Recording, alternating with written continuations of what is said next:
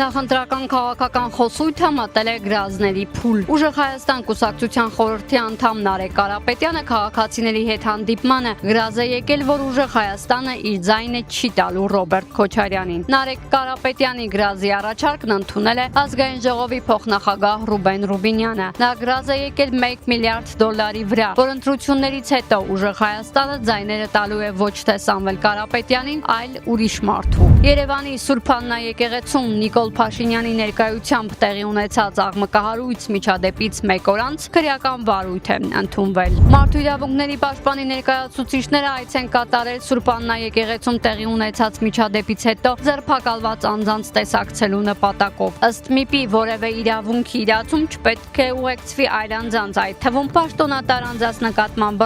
բռնության կոչերով, ատելության խոսքի դրսևորումներով։ Ադրբեջանի մարդու իրավունքների պաշտպան Սաբինա Ալիևան միջազգային հանրությունից պահանջել է 1918 թվականի իրադարձությունները ճանաչել որպես հայերի կողմից իրականացված ցեղասպանություն։ Ինչպես հաղորդում է ԱՊԱ գործակալությունը, հայտարարության մեջ խոսվում է 1918 թվականի մարտ-ապրիլյան իրադարձությունների մասին, որոնք ըստ հայտարարության հեղինակների իբր պատմության մեջ մտել են որպես հազարավոր անմեղ մարդկանց զանգվածային սպանություններ նրանց ազգային եւ կրոնական պատկանելության պատճառով։ Իրանի արտաքին գործերի նախարարությունը հաստատել է, որ խորհրդարանը քննարկում է Թեհրանի դուրս գալու հարցը միջուկային զենքի չտարածման մասին պայմանագրից։ Իրանի արտաքին գործերի նախարարության խոսնակը նշել է, որ Իրանը շարունակում է պահպանել միջուկային զենքի չտարածման մասին պայմանագրի դրույթները։ Թեհրանը չի ձգտել եւ չի ձգտում ձեռք բերել միջուկային զենք։ Իսպանիան փակել է իր օդային տարածքը ԱՄՆ-ի ռազմական ինքնաթիռների վրա։ Իրանն Իսրայելին պատասխանել է Հայֆայի նավթավերամշակման գործարանին հարվածելով, հայտնում են տեղական լրատվամիջոցները։ Իրանի հյուսիսում հարվածներ են հասցվել նաև կաթնամթերքի գործարանին։ Հորմուզի նեղուցով անցումը կլինի վճարովի։ Հորմուզի նեղուցով նավերի անցումը կդառնա վճարովի նոր օրենքին համապատասխան, որը մոտ ժամանակներս կընդունի Իրանի խորհրդարանը։